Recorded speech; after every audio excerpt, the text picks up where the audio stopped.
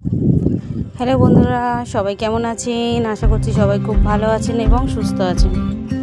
রোজার মধ্যে এটা খাবার খুবই ইচ্ছা হচ্ছিল, কিন্তু রমজান মাস চলছিল বলে খেতে পারিনি। কারণ এটা খেতে তো সকালবেলায় খায় সাধারণত লোক, রাতেও কোনো কোনো সময় গরমের সময় খাওয়া হয়, কিন্তু সকালে খেলে বেশি পান্তা, তো যেহেতু সকালে খেলে ভালো লাগে। হ্যাঁ, পান্তা ভাতই খাওয়ার কথা বলছি।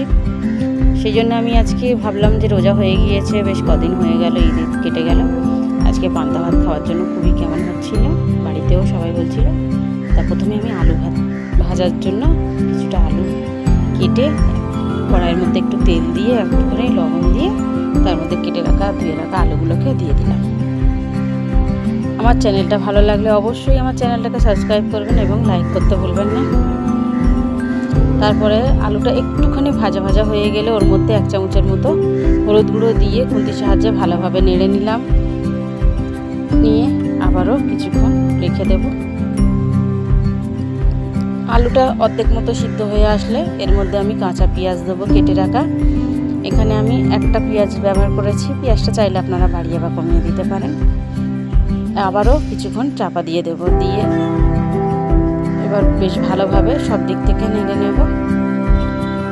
নেড়ে চেড়ে নিয়ে আবার কিছুক্ষণ ঢাকা দিয়ে দেব। আমি অন্যদিকে আর একটুখানি আলু সিদ্ধ করে নিয়েছি, নুন হলুদ দিয়ে একটু আলু সিদ্ধটা করেছি। এরপরে আমি এর মধ্যেই বেশ কাঁচা লঙ্কাগুলোকে কুচিয়ে দিচ্ছি। কাঁচা লঙ্কাগুলো খুবই শক্ত ছিল, সেই জন্য কাটছিল না, কেটে নিয়েছি। আপনি চাইলে লঙ্কার পরিমাণটা বাড়িয়ে বা কমিয়ে দিতে পারেন। আমি এখানে 3টের মতো মনে হয় কাঁচা লঙ্কা দিয়েছি। এবারে ভালোভাবে খুন্তির সাহায্যে নেড়ে নিচ্ছি। ভালো করে নেড়ে চেড়ে নিয়ে এবারে এখানে গুঁড়ো মশলা কিছু ব্যবহার করব। প্রথমে হলুদ গুঁড়ো দিয়ে দিয়েছিলাম, হলুদ গুঁড়োটা একটুখানি ভাজা ভাজা হয়ে গেছিলো।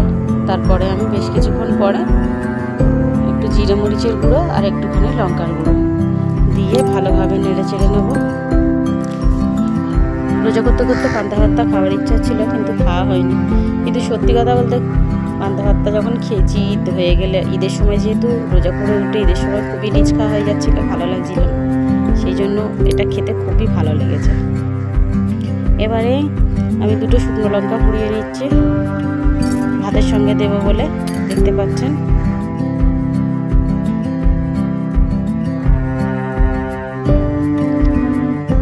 এবার বেশ কিছুটা কাঁচা লঙ্কা এবং শুকনো লঙ্কা আর কাঁচা পেঁয়াজ কেটে একটুখানি নুন, একটুখানি জিরে মরিচ নিয়ে আর একটুখানি সর্ষের তেল দিয়ে এটাকে ভালোভাবে হাতের সাহায্যে মাখিয়ে নেব।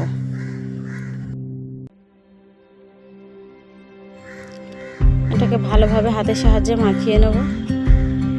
এই পেঁয়াজটাকে আমি একসঙ্গে মাখাচ্ছি, মাখিয়ে 2টো ভাগে ভাগ করে নিলাম। প্রথমে আমি আলুটা সিদ্ধ করা ছিল, আলুতে একটু মশলা দেওয়া ছিল, সেইটাকে ভালোভাবে একটুখানি আলু মাখা করে নিলাম বা আলু ভর্তা করে নিলাম। এরপরে এটা আমার ফেভারিট চানাচুর ভর্তা। আমার চানাচুর ভর্তাটা খুবই ভালো লাগে।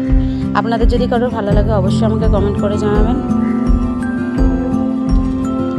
এবার যতটা আমাদের দরকার সেই অনুযায়ী আমি চানাচুর ভর্তাটাকে করে নিয়েছিলাম।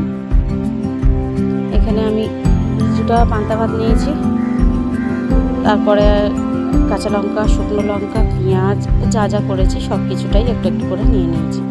একটুখানি আলু ভর্তা ও চানাচুর ভর্তা এবং আলু ভাজা।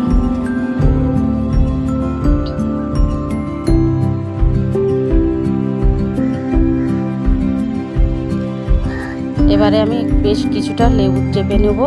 লেবুর রসে আলু ভর্তা দিয়ে আর পান্তা ভাত জল ঢেলে খুবই ভালো লাগে।